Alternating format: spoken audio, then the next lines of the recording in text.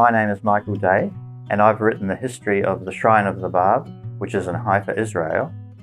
And the first volume of that history appeared in 2017, which was the Bicentenary of the birth of Baha'u'llah, the prophet founder of the Baha'i faith. The second volume was released the following year, and the third volume and final volume was released this year, 2019, which is the Bicentenary of the birth of the Bab. What I like about writing history books, is that the book is actually a very powerful way to engage people who want to know about the subject.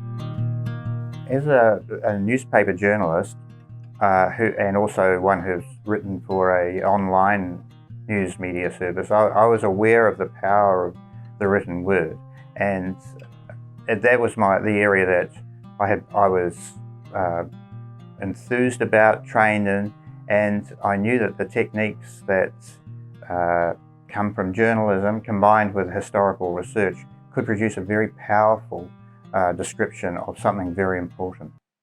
One of the amazing things about writing on this topic was the encouragement that the Baha'i faith and the Baha'i community in general gives to creative endeavours by individuals. And so the encouragement of individual artistic initiative is something that I really treasure about being a Baha'i and being a Baha'i historian.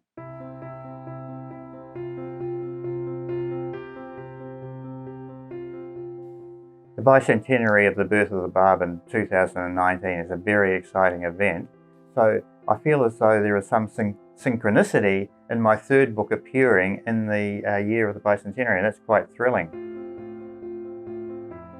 Now, what propels a writer to start is quite a mysterious process, but for me, I think when I look about it, it's the role of the journalist, and spiritually, Baha'u'llah encouraged journalists to investigate in detail and to write down their findings.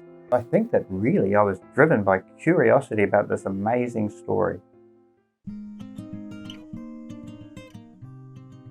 Sometimes when you are writing about the sacred remains of a manifestation of God, you are overwhelmed with awe at the holiness of the subject. How come I am writing about this? I'm just nobody, but somebody has to do it, I felt, and so I just did it.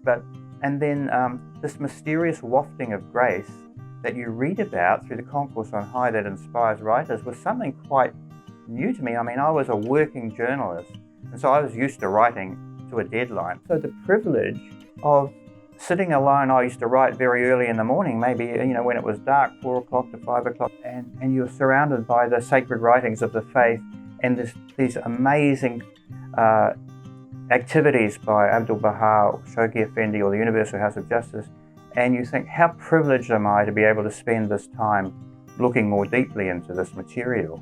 And what comes across is the amazing self-sacrifice and dedication at the birth of this new religion. And they all had this vision of the unity of humanity based on the oneness of mankind. These are profound philosophical concepts. If the oneness of mankind is to become a reality, what does it mean for humanity? It means so much. The extremes of wealth and poverty, if we believe in a just one world society, the extremes of wealth and poverty have to be eliminated. The discrimination against people of different backgrounds has to be eliminated.